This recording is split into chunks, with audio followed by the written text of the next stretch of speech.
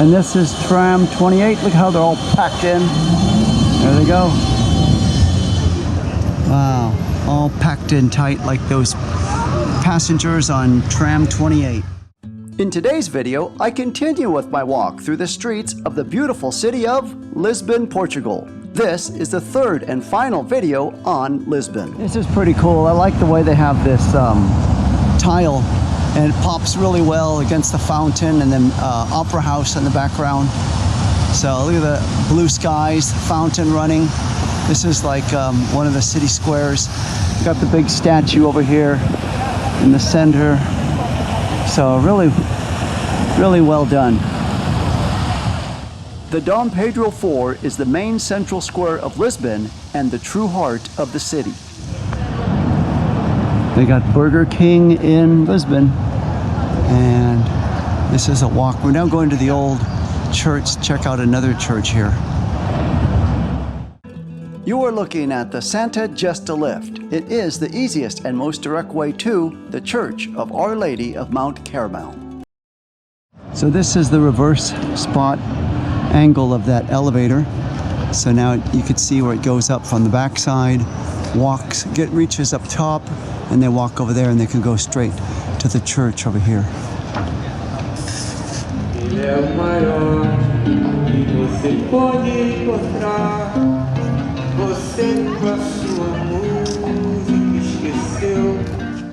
The medieval convent that this property is located on was ruined during the sequence of the 1755 Lisbon earthquakes.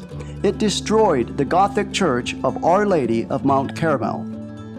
They did try to rebuild this church through the years after the earthquake, but other earthquakes kept popping up, making it almost impossible to keep this place functioning as a functioning church.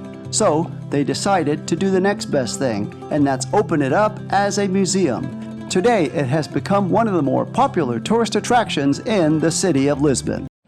So a modern artwork in the old original artwork here.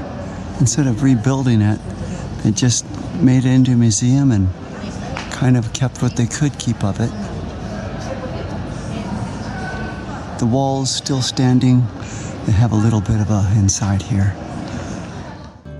And this is the nave of the church, where they have a small archaeological museum with pieces from all periods of Portuguese history.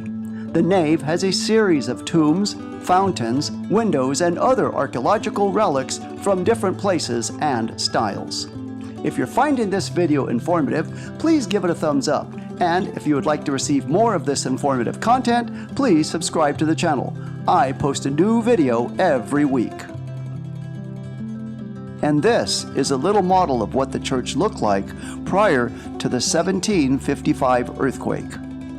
So overall, I really like what they did with this church, turning it into a museum so people can come by and appreciate Portuguese history.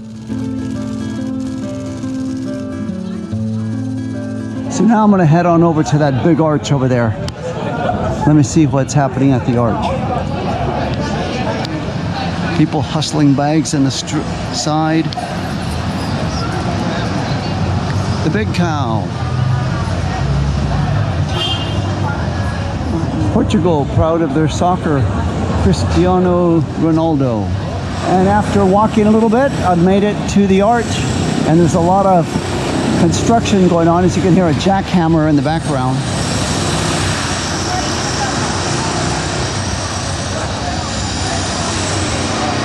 Looking back on the area, construction going on between those two buildings.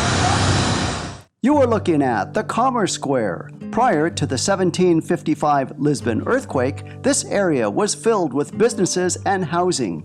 After the earthquake, they decided to level this area and make it into a square. In the center of square, they honored the king at the time, King Jose, with a statue as he proudly sits right there on his horse. Next to the square, the locals like to rest and relax along the Tungus River. Lisbon, they have a little bit of beach, a little patch of sand where people are laying on, getting in their beach rest and relaxation swimsuit attire.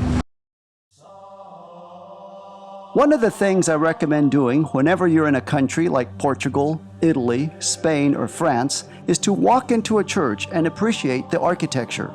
This church has a Baroquean architecture style with its high cathedral ceilings and painted ceilings. This church was built in the 1700s. This is a view of the back of the church. Notice the pipe organ high above the balcony.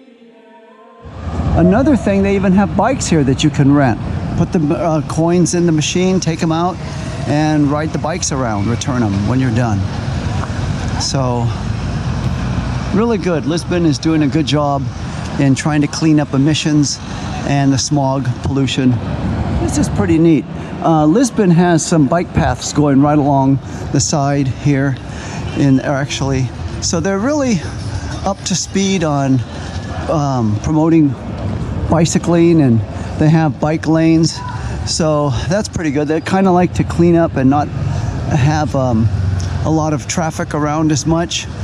If you're visiting Lisbon, you really don't need to rent a car because transportation here is so good. They got tuk-tuks, this little guy, they got the scooters, they got the segways, they have the trams that come around, even got the underground metro. So if you do come to Lisbon, you don't need a rent-a-car, unless you're traveling from another country, going to other countries, of course. Here's some more tuk-tuks. So this is more like a tourist tram. People pay a little bit more money for that, and I don't know where that is. So this is what is called the center of the town, where everything's happening, and you can see there's the palace up above. If you would like to see a video of that castle that I made, please click on the link above. This is a rather unique church with Virgin Mary at the center of it. And it's right here in the heart, in the center of Lisbon. This is the chapel of Our Lady of Health. It was built in 1505. It did suffer some damage in 1755, but it was restored. Notice the tiles on the side of this church that make it unique. And also, another thing about this church that is unique is the Virgin Mary above the altar. Most Catholic churches have Christ on the cross. This is the Old Town part of Lisbon. Notice this car barely fits on the road. The colonial architecture with its tight quarters and balconies above remind me very much of Bourbon Street in New Orleans. While the Old Town reminds me of New Orleans, most of the city reminds me of San Francisco. Both are built on a hill. They have cable cars that run throughout the heart of the city. They have a Golden Gate Bridge, and they both rebuilt themselves after suffering a devastating earthquake. But the one thing that makes Lisbon unique is the tile on the outside of the buildings. If you would like to see part 2 of this video, please click on the link now. Thank you so much for watching.